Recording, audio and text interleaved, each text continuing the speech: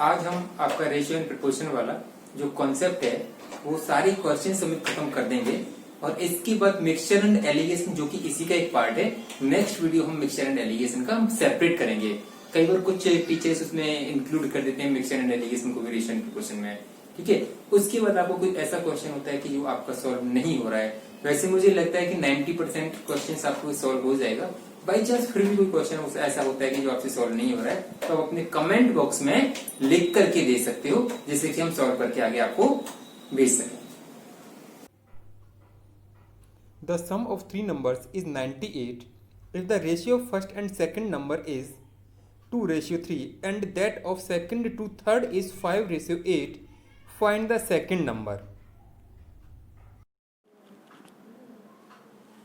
देखिए इस क्वेश्चन में हमें गिवन क्या है, हमें गिवन है 3 नंबर जिनका की सम है हमारे पास 98, ठीक है। तो और फर्स्ट सेकंड नंबर का रेशियो है 2:3 और सेकंड थर्ड नंबर का रेशियो है 5:8। We have to find the second number. तो हम उसे क्या करते हैं, जब इसका सॉल्यूशन हम करेंगे तो सॉल्यूशन करते टाइम हमें फोकस कहाँ करना है, फोकस करना है 3 नंबर्स के ऊपर। हमने नंबर्स को मान लिया A, B and C, A, B and C, these are 3 numbers जिनका सम हमें दे रखा है 49, ठीक है। उसके साथ साथ हमें एक चीज और भी दे रखी है हमें कि A/B इज इक्वल टू 2:3 और B/C इज इक्वल टू 5:8। देखो ज्यादा इसमें ट्रिक्स लगाने की जरूरत नहीं है, बिल्कुल सिंपल तरीके से जब हमारा हो जाता है बिना ट्रिक यूज किए हुए, बिना किसी चीज को मेमोराइज किए हुए, विद इन 1 सेकेंड हो सकता है, तो क्यों हम उसमें ज्यादा मेमोराइज करें। है क्या चीज, देखो दोनों में क्या कॉमन है, बी कॉमन है, यानी कि यहाँ बी ये है, ये बी, ठीक है। यहाँ बी की वैल्यू 3 है, वो कहना चाहता है कि बी 3 होता है तो ए 2 होता है। When B is 5 A is equal to 8। तो हम यहां से इस तरीके से निकाल सकते हैं कि ए, बी और सी इसका रेशियो कैसे निकल सकता है, is equal to now what we can consider. हम चाहते ये हैं कि जो बी है यहाँ 3 है और यहाँ 5 है, हम क्या कर सकते हैं, दोनों में बी की वैल्यू कॉमन ले सकते हैं। तो हम एक ऐसा नंबर ले लें जो बी 3 और 5 दोनों का मल्टीपल होगा, ठीक है। तो स्मॉलेस्ट नंबर मल्टीपल लेना है, दैट मीन्स हमें एलसीएम लेना है। तो इसका एलसीएम कितना होगा 15। तो हमें b इज इक्वल टू 15 लेना है। b कितना लेना है 15 कंसीडर करना है। अब यहां से ही आपको पता लग जाएगा, जब b हमारे पास से 15 होगा तो a कितना हो जाएगा। तो b 3 था, a 2 है, b 15 है तो a कितना हो जाएगा, यानी कि 3 को 5 से मल्टीप्लाई किया तो a से भी 5 से मल्टीप्लाई करना पड़ेगा, 10 हो जाएगा। सिमिलरली जब यहाँ b 5 है, 8 c 8 है, अब b हमारे पास 15 है, यानी कि 5 को 3 से मल्टीप्लाई किया हुआ है, तो इससे भी हमें 3 से ही मल्टीप्लाई करना पड़ेगा। तो हमारे पास क्या हो गया, 24 हो गया। अब हमारे पास A/B/C आ गया। We have to find b। तो वैल्यू ऑफ b कितना हो जाएगा, वैल्यू ऑफ b यानी कि सेकंड नंबर ही तो निकालना है। सेकंड नंबर ये है हमारे पास। सेकंड नंबर कैसे निकालेंगे, second ratio upon sum of ratio multiply sum of number, that is 98। कितना हो जाएगा 15 अपॉन 49 मल्टीप्लाई 98। 49 से 2 टाइम्स इज इक्वल टू 30। इतना सा क्वेश्चन था ये।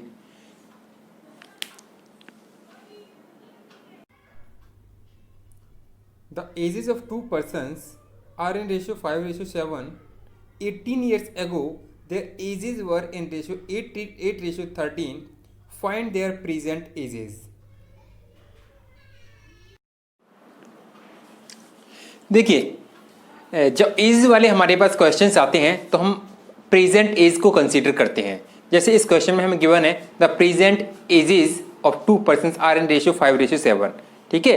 तो इसे सिंपल तरीके से ज्यादा ना लिखते हुए इसे शॉर्ट टाइम में करने के लिए मैं इसे एक शॉर्ट तरीके से एक टेबल फॉर्म में बना रहा हूं, ठीक है। यहां हमने पर्सन मान लिया A और ये पर्सन मान लिया B, ठीक है। तो अब हमें जो दे रखा है वो उसकी प्रेजेंट एज और उसके बाद इसकी एज दे रखी है 18 ईयर्स एगो का भी हमें एक रिलेशनशिप दे रखा है। तो यहां हम दूसरा 18 ईयर्स एगो, ठीक है। 18 ईयर्स एगो। अब ए और बी की जो एज का रेशियो दे रखा है 5:7 दे रखा है, तो हम क्या कंसीडर कर लेंगे उनकी एज को। रेशियो तो 5:7 है, बट हमें यदि एज कंसीडर करना पड़ जाए तो हम उसे क्या कंसीडर करेंगे, 5x एंड 7x। ठीक है। अब देखो 18 ईयर्स एगो आपकी एज क्या रहेगी, जितने टाइम पहले की आप बात कर रहे हो तो वो टाइम हम इसमें से प्रेजेंट एज में से माइनस कर देते हैं। प्रेजेंट एज है आपकी 5x माइनस 18, ठीक है, और 7x माइनस 18, दोनों की एज ये रही होगी 18 ईयर्स पहले। वो कहता है कि 18 ईयर्स पहले जो उनकी जो एज थी उसका जब हम रेशियो निकालते हैं तो वो आता है 8:13, यानी कि इन दोनों की एजेस का रेशियो। तो हमारे पास क्या है, 5x minus 18 upon 7x minus 18 is equal to 8/13। इन दोनों की एजेस का रेशियो ये आता है हमारे पास। अब जब भी आप ऐसा करते हो यहां से हम क्रॉस मल्टीप्लाई कर देते हैं और x की वैल्यू निकल जाती है। क्रॉस मल्टीप्लाई करेंगे तो क्या हो जाएगा, 13 multiply 5x minus 18 is equal to 8 multiply 7x minus 18। ठीक है, और यहां हमें डिस्ट्रीब्यूटिव प्रॉपर्टी लगानी है। 13 को दोनों के साथ अलग अलग सेपरेटली मल्टीप्लाई करना है, जितनी भी ब्रैकेट के अंदर टर्म्स होती हैं। ठीक है, 13 multiply 5x 60, 5x minus 13 multiply 18, 18 3 जा 54, बच गया 5, तो 18 1 18 234। ठीक है, इज इक्वल टू 8 7 जा 56, again we can use the distributive property, minus 18 8 जा 144, माइनस 144। बड़ा ही सिंपल है। अब ये जो लाइक टर्म्स है उन्हें एक तरफ कर दीजिए, जैसे 65x minus 56x is equal to minus 144 plus 234। अच्छा, इन दोनों को जब माइनस किया तो कितना हो गया, ये हो जाएगा 9x। 9x is equal to minus 144 plus 234, ये हो जाएगा 90।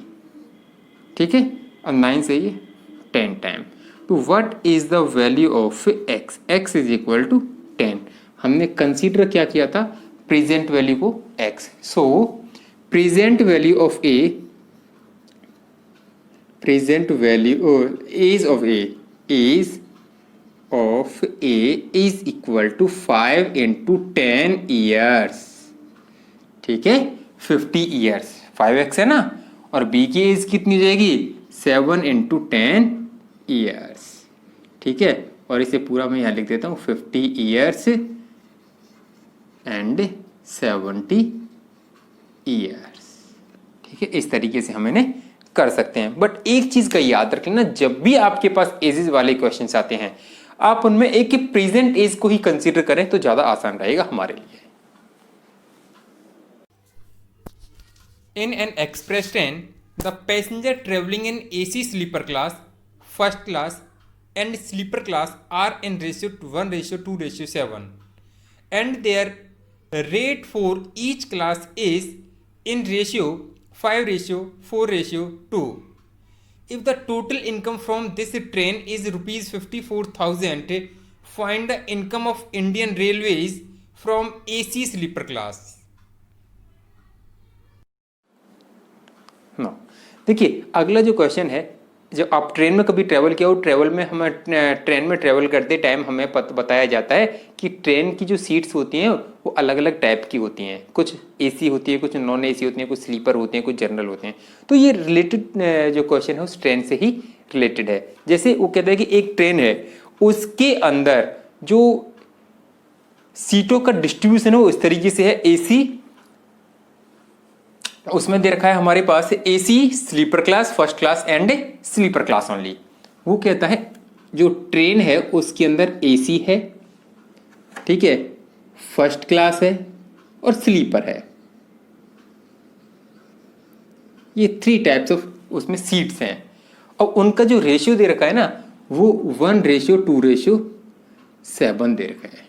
ठीक है, and for each class rate for each class are in ratio, और इन क्लासेस का रेशियो है, ये है हमारे पास नंबर ऑफ सीट्स। मैं आपको यहां भी लिख देता हूं नंबर ऑफ सीट्स, ठीक है। यहां है rate of seats,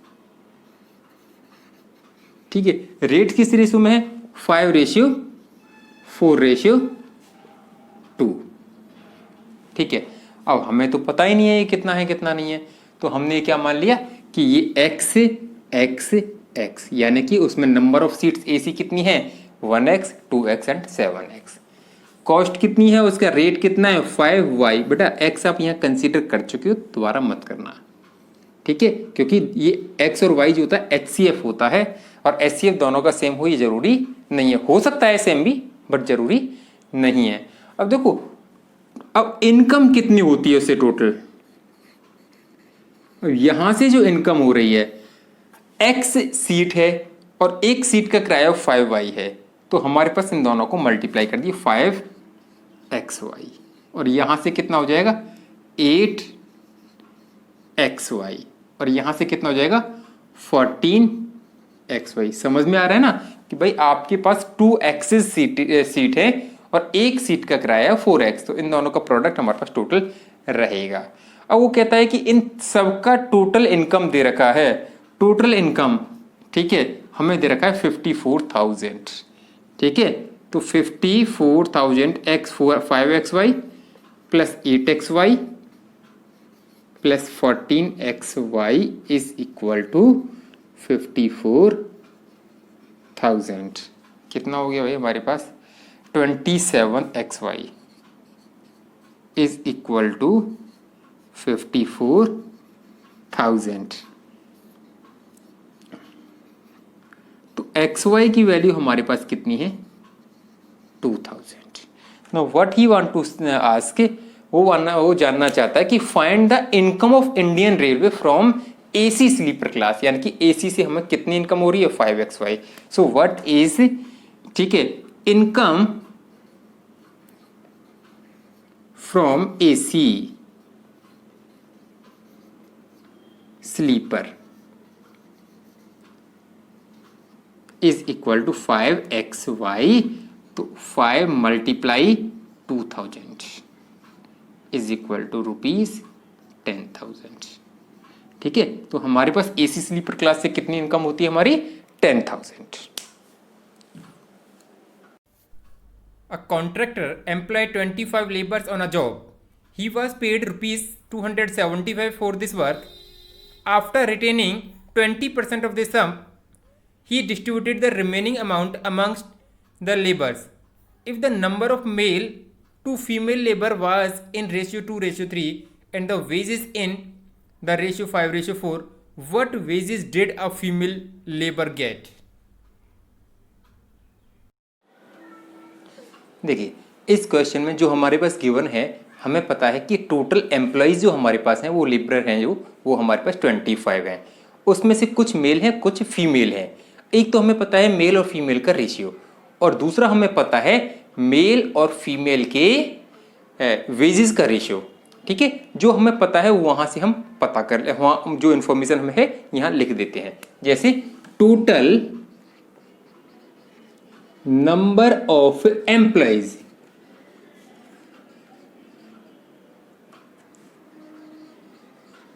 is equal to 25।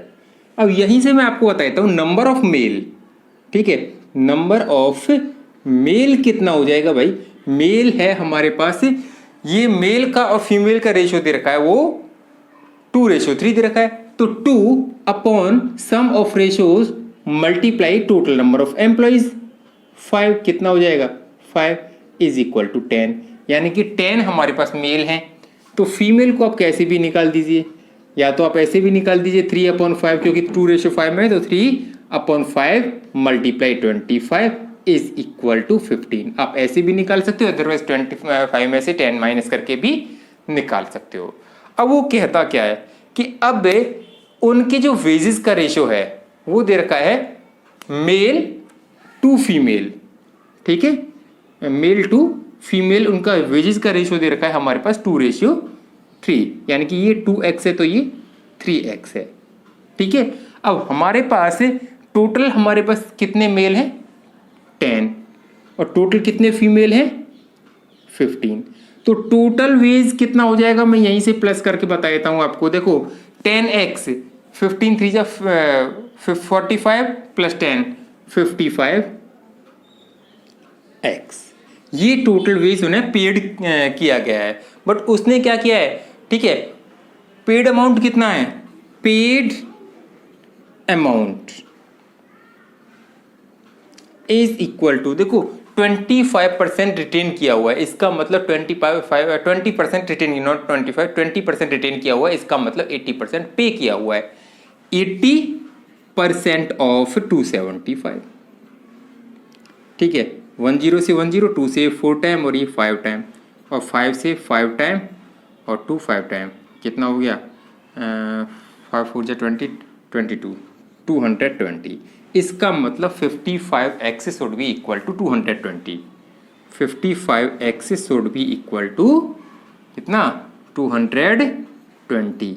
5 से ये 11 टाइम, 5 से ये 4 टाइम, बच गया 2, 5 4 जा 44 टाइम और ये 4 टाइम, यानी कि x इज इक्वल टू 4। हमने निकालना क्या है, what wages did a female labour get, ठीक है। तो फीमेल लेबर को कितना मिलता है, wage received by female. Female को कितना मिलता है, हमें फीमेल को दे रखा 3x, यानी कि 3 multiply by 4 is equal to ₹12। Female को कितना वेज मिलता है पर डे का, 12 रुपीज मिलता है। A, B and C entered into a partnership and provided capital of ₹22,000, ₹26,000 and ₹34,000 respectively. Some month later, ₹10,000 extra capital being needed, it was supplied by B. At the end of the 12 month, the total profit was ₹50,274 and A's share was ₹12,474. When did B supplied the extra capital? Next question जो है ये हमारा partnership का question है। इस partnership के questions में सबसे ज़्यादा प्रॉब्लम हमें आती है कि जब हम बीच में कोई ना कोई एक पार्टनर या दो पार्टनर या तो अपना अमाउंट इंक्रीज कर देते हैं या वो डिक्रीज कर देते हैं, तो उसका सबसे आसान तरीका ये है कि उनकी जो इन्वेस्टमेंट है उसे मंथली कैलकुलेट कर लिया जाए। मंथली कैसे, मैं आपको बताता हूँ। जैसे हमारे पास ये क्वेश्चन है कि A, B and C, these are 3 partners. उन्होंने अपने बिजनेस का स्टार्टअप किया कितने से, 22,000 से, 26,000 से एंड 34,000 से, ठीक है। 22,000 एंड 26,000, 34,000, जैसा कि हमें क्वेश्चन में स्टेटमेंट में जो गिवन है वो ही लिख देते हैं। अब इसमें क्वेश्चन में क्या गिवन है कि आफ्टर फ्यू मंथ से, मुझे नहीं पता वो 1 मंथ 2 मंथ या 10 मंथ कितने मंथ के बाद है, 10,000 एक्स्ट्रा अमाउंट रिक्वायर्ड हुआ। अब वो ए और सी में से किसी ने नहीं दिया, किसने दिया, बी ने दिया, ठीक है। तो ये 1 महीने के बाद ये इसकी 22,000, इसका हर महीने 22,000 ही रहा, क्योंकि इसने अपनी इन्वेस्टमेंट में कोई चेंज नहीं किया। चेंज किसने किया, बी ने किया। कितना किया, 10,000 किया, बट हमें कितने टाइम के बाद किया इसलिए नहीं पता है। तो उसको हम क्या करते हैं, इस तरीके से कर देते हैं, 22,000 मल्टीप्लाई बाई 12 और 34,000 मल्टीप्लाई बाई 12। मैंने 12 से इसे मल्टीप्लाई क्यों कर दिया, क्योंकि 1 महीने की इन्वेस्टमेंट 22,000 है, नेक्स्ट मंथ उसकी 12 के 12 मंथ्स में वही रहने वाली, कोई चेंज नहीं आने वाला, ठीक है। ए और सी में चेंज किस में आया, बी की इन्वेस्टमेंट में आया। कितना आया, 26,000 मल्टीप्लाई बाई एक्स। मान लीजिए एक्स मंथ्स के बाद पैसे की रिक्वायरमेंट थी और एक्स मंथ तक तो कोई प्रॉब्लम ही नहीं थी ना, तो एक्स मंथ तक तो उसका इतना ही था, प्लस अब एक्स मंथ्स के बाद उसने 10,000 और दे दिए, ठीक है। तो इसका टोटल हो गया 36,000 मल्टीप्लाई बाई 12 माइनस एक्स, क्योंकि 12 में से एक्स मंथ्स के लिए हम पहले कैलकुलेट कर चुके हैं। आप चाहो तो इसे इस तरीके से भी कर सकते हो कि ये जो 26,000 है ये तो पूरे 12 मंथ्स के लिए रहेगा ही रहेगा, प्लस जो एक्स्ट्रा 10,000 है वो पहले x मंथ्स के लिए नहीं रहेगा, वो कितने मंथ्स के लिए रहेगा, 12 मंथ माइनस x मंथ्स के लिए रहेगा। आप ऐसे भी कैलकुलेट कर सकते हो, जो भी आपको अच्छा लगता है, जिस तरीके से आपको अच्छे तरीके से समझ में आता है आप वो मेथड यूज कीजिए। ठीक है, यानी कि ये पूरे टोटल पूरे एक साल की इन्वेस्टमेंट है। जिस रेशो में इन्वेस्टमेंट है उसी रेशो में प्रॉफिट भी रहेगा, उसमें तो कोई डाउट ही नहीं है हमारे पास। तो हमने क्या कर दिया, देखो 22,000 मल्टीप्लाई बाई 12, इसे सिंप्लीफाई कर दिया। इसमें से क्या कॉमन आ रहा है भाई, देखो यहां से और यहां से 2000 कॉमन आ रहा है। यहां क्या बचा, 13x minus 18 multiply by 12 minus x, 34,000 multiply by 12। ठीक है, अब इसे सॉल्व कर दीजिए। 2000, अच्छा इसका रेशियो भी निकाल दी यहीं, क्योंकि रेशियो ही निकाल देना, उस रेशियो से ही तो हमें पता लगेगा कि किस रेशियो में उनका पैसा जो डिस्ट्रीब्यूट होगा, यानी कि जो प्रॉफिट है वो किस रेशियो में डिस्ट्रीब्यूट होगा। देखो 30 से 30 कैंसिल आउट हो जाएंगे, 2 से ये 11 टाइम और ये 2 कैंसिल और ये 17 टाइम। ठीक है, अच्छा क्या बचा भाई, 11 मल्टीप्लाई बाई 12 तो 132, ये तो हो गया 132। ये कितना हो गया, 13x माइनस 18 मल्टीप्लाई बाई 12 कितना हो गया, 180 और 36 216 माइनस और माइनस प्लस 18x। ठीक है, सॉरी यहाँ तो प्लस आना चाहिए यार, गलती से मैंने कर दिया, हाँ क्योंकि इसमें से प्लस है ना, हाँ तो ये प्लस आएगा, ये प्लस हो जाएगा और ये माइनस हो जाएगा। ठीक है, और ये कितना हो जाएगा 204, 17 मल्टीप्लाई 12 204। ठीक है, अब वो इस रेशियो में दे रखा है। अब हमें फाइनल दे रखा है टोटल प्रॉफिट कितना है, 50,274। ठीक है, शेयर ऑफ ए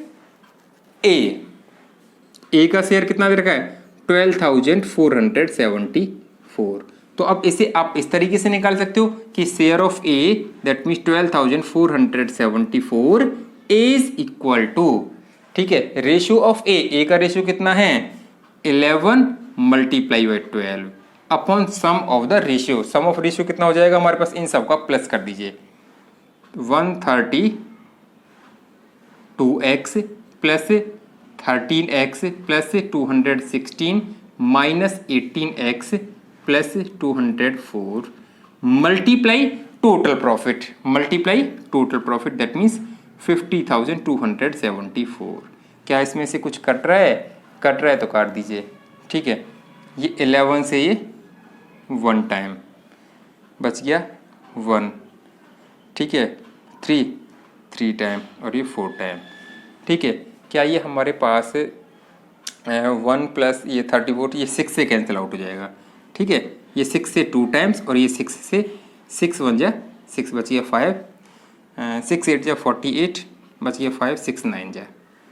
अब ये किसी और से भी कैंसिल आउट हो सकता है क्या, 9 से हो जाएगा, क्या ये हो जाएगा 5 + 2 7, 7 + 7 14, 14 + 4 18, 9 से ये भी हो रहा है और ये भी हो रहा है, तो 9 से ये 21 टाइम, 9 5 जा 45 बच गया 5, 9 5 जा 45 बच गया 7, 9 8 जा 72 बच गया 5, 9 6 जा 54।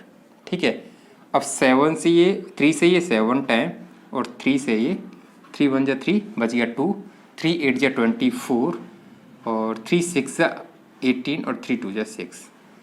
अब 7 से हो जाएगा क्या, 7 से भी कट जाना चाहिए, 7 2 जा 14 बच गया 4, 7 6 जा 42 और 7 6 जा 42। ठीक है, अब क्या हो गया हमारे पास, देखो 132x नहीं है, 132 इसके साथ x नहीं है, बाई मिस्टेक हमने लिख दिया था।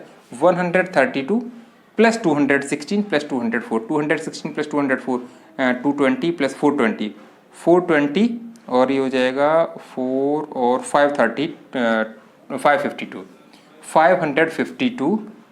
552 माइनस 5x।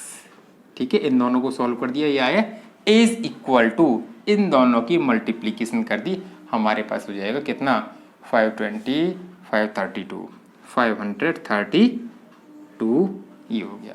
ठीक है, now minus 5x is equal to 532 minus 552 minus 5x is equal to minus 20, 0 से 0 कैंसिल, 5 से 4 time x is equal to 4। That means x is the number of month after that be supplied that 10,000 rupees. ठीक है,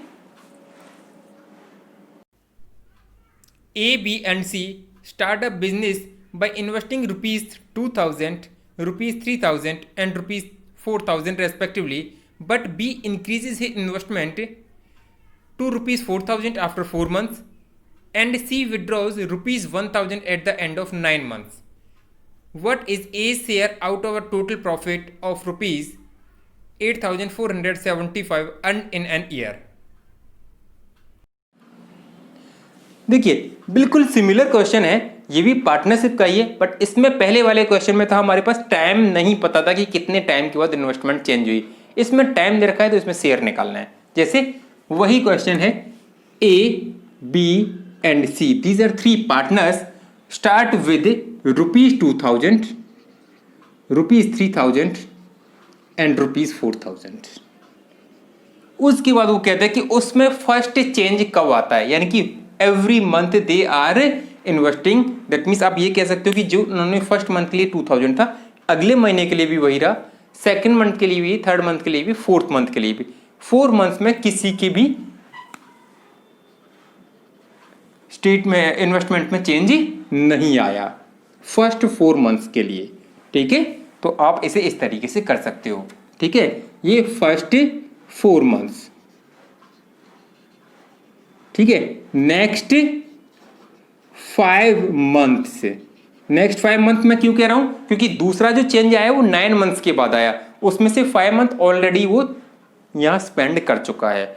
अब उसमें क्या change आया भाई, ध्यान से देखो क्वेश्चन को, ए और सी के इन्वेस्टमेंट में चेंज नहीं आया, इन्वेस्टमेंट में चेंज आया। देखो इसका इन्वेस्टमेंट वही 2,000 का 2,000 है, इसका वही 4,000 का 4,000 है, बट इसकी इन्वेस्टमेंट हो गई, वो कहता है कि इन्वेस्टमेंट टू 4,000, 2 का मतलब पहले जितना भी था अब वो 4,000 हो गया। ठीक है, that is for next 5 months. बड़ा ही सिंपल तरीका है। अब देखो 1 ईयर की वो बात कर रहा है, 4 मंथ्स ये हो गए, 5 मंथ्स ये हो गए, और लास्ट 3 मंथ्स बचे हुए हैं। लास्ट 3 मंथ्स इसके स्टेटमेंट में अभी भी कोई चेंज नहीं आया, इसकी इन्वेस्टमेंट में कोई चेंज नहीं आया। अब इसने भी कोई चेंज नहीं किया, मल्टीप्लाई 5, बट अब इसने चेंज कर दिया, इसने 1,000 रुपीज विड्रॉ कर दिए। अब कितना हुआ उसके पास 3,000 मल्टीप्लाई बाई 5। ठीक है, और टोटल पूरे साल की उनकी इन्वेस्टमेंट कितनी है, तो ये तो हो जाएगा 2,000 मल्टीप्लाई 4 8,000 प्लस 10,000 प्लस 10,000। ठीक है, ये कितना हो जाएगा, ये 3,000 3 मंथ से, हाँ नेक्स्ट 3 मंथ्स के लिए है। 8,000 प्लस 10,000 प्लस 6,000 यानी कि 24,000। आप इसे डायरेक्ट ऐसे भी निकाल सकते हो क्योंकि पूरे साल की इसकी कोई इन्वेस्टमेंट में चेंज नहीं है, तो 2,000 मल्टीप्लाई बाई 12 ऐसे भी निकाल सकते हो। ठीक है, इसकी इन्वेस्टमेंट हो जाएगी हमारे पास 32 प्लस 12 44,000। इसकी इन्वेस्टमेंट हो जाएगी हमारे पास 36 प्लस 9 45,000। यानी कि आप ये कह सकते हो कि उनकी जो टोटल फाइनल इन्वेस्टमेंट है वो इस रेशियो में है, तो इसी रेशियो में उन्हें प्रॉफिट भी मिलने वाला है। और कुछ कटेगा क्या, नहीं कटेगा। अब वो हमसे पूछता है कि व्हाट इज ए शेयर। ठीक है, टोटल प्रॉफिट है रुपीज 475 तो एज प्रॉफिट कितना हो जाएगा, एज प्रॉफिट या शेयर कुछ भी आप कह सकते हो, क्योंकि प्रॉफिट का ही तो वो शेयर है। ए का रेशियो कितना है 24 upon 24 plus 44 plus 45 multiply total amount कितना है हमारे पास 8475 जो टोटल प्रॉफिट है हमारे पास। तो ये कितना हो गया भाई 24 अपॉन 90 प्लस 23 90 प्लस 23 113 मल्टीप्लाई 8475 ठीक है। तो 113 7 जा कितना हो जाएगा 791 ये 1 टाइम और ये 7 टाइम 791 9 और हो जाएगा 56 तो 565 ये 5 से चला जाएगा ठीक है। अब इसके बाद हमारे पास क्या बचा, अब ये हो जाएगा 25 को मतलब हो गया 75 को मतलब हो गया 25 मल्टीप्लाई बाई 3 एंड ये हो जाएगा 4 मल्टीप्लाई बाई 6 6 3 जा 1800 ठीक है 1800। अच्छा आपके माइंड में हो सकता है कि ये भी आ रहा हो कि ये इतना स्पीड से हमने कैलकुलेशन कैसे किया। देखो सिंपल सी बात है, मैंने यहाँ से ये राउंड ऑफ 100 को माना। देखो अपने माइंड में जो कैलकुलेशन कर रहा हूँ अब यहाँ आपको थोड़ा सा मैं आपको शो करके दिखाता हूँ। जैसे आपने 8475 113 एक्सपेक्टेड क्या है कि इसे आप 100 के अप्रोक्स मान लीजिए। तो आप ये 100 के अप्रोक्स मानोगे तो अब तकरीबन ये 8 टाइम चला जाएगा 8 टाइम चला जाएगा तो 800 plus 13 multiply by 8 13 multiply by 8 होता है 100 से ज़्यादा हो जाता है। इसका मतलब टोटल 900 से ज़्यादा होगा तो 8 टाइम जाएगा नहीं 7 टाइम जाएगा। तो 7 टाइम जाएगा तो 7 टाइम तो क्या हो जाएगा, देखो आप इसे 2 पार्ट में डिवाइड कर दीजिए 100 प्लस 13 मल्टीप्लाई बाई 7 तो 100 को 7 से किया मैंने अपने माइंड में बड़ी स्पीड में हो जाता है या थोड़ा सा कोशिश करोगे तो 700 प्लस 91 तो कितना हो गया 700 प्लस 91 का मतलब 791। आप इसे ऐसा भी कह सकते हो कि 800 में 9 कम, जो मैं अपने माइंड में कैलकुलेशन कर रहा हूँ 800 में 9 कम, जो 9 यहाँ कम बचा हुआ है वो हमने इस 47 जो एक्स्ट्रा उसमें प्लस कर दिया। कितना हो गया 47 प्लस 9 56 ठीक है। अब ये एक्सपेक्टेड है किस टाइम जाएगा 5 टाइम जाएगा ठीक है। तो फिर इसे दोबारा से 5 से मल्टीप्लाई कर दीजिए इस तरीके से तो ये 500 और 65 तो हो गया ना 565। तो ये वाली डिवीजन तो इस तरीके से आप माइंड में कर सकते हो। मल्टीप्लीकेशन कैसे कर सकते हो, मल्टीप्लीकेशन करने का भी एक सिंपल तरीका है हमारे पास कि यदि हमारे पास जब हमारे पास 10 बन जाता है, 10 कब बनता है एक 2 और एक 5 से मिलकर के, यहां से 5 निकल सकता है और यहां से 2 निकल सकता है। तो 24 is equal to 2 multiply 2 multiply 2 multiply 3 और 75 इज इक्वल टू 3 मल्टीप्लाई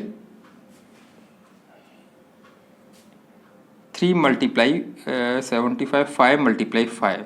अब 5 और 2 का पेयर जितना बन जाता उसे छोड़ देते हैं, बाकी को मल्टीप्लाई कर लिया 2 3 जा 6 6 3 जा 18 हो गया ना 18। कितने पेयर बने भाई 5 2 जा 10 5 2 जा 10 10 इंटू 10 100 18 इंटू 10 1800 1800।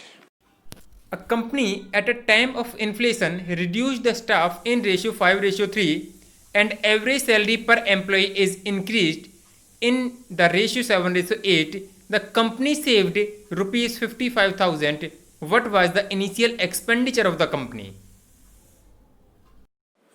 देखिए अब रिसेशनिंग चल रहा है, जैसे हमारे पास कोविड-19 का टाइम चल रहा है तो कंपनियां अपने एम्प्लॉयज़ को रिड्यूस कर रही हैं। तो रिसेशनिंग के टाइम पर, इन्फ्लेशन के टाइम पर किसी भी एक कंपनी ने अपने एम्प्लॉयज़ को रिड्यूस करना स्टार्ट कर दिया ठीक है। अब रिड्यूस कर दिया तो क्या हो जाएगा भाई, जैसे अब मान लीजिए जो कम पहले 10% कर रहे थे अब वो उसमें से 3% को निकाल दिया तो वो 3% का काम बाकी बचे हुए 7 को भी करना पड़ेगा। उस केस में कंपनी ने उन्हें सेटिस्फाइड करने के लिए उनकी सैलरी को इंक्रीज कर दिया। तो वही चीज़ यहाँ देखा गया ठीक है।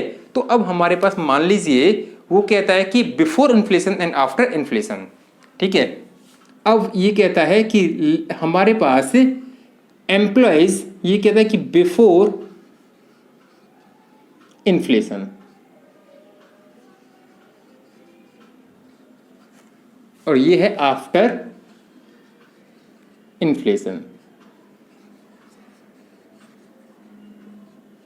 वो कहता है कि उनके एम्प्लॉयज को ना रिड्यूस कर दिया 5:3 में। Number of employees,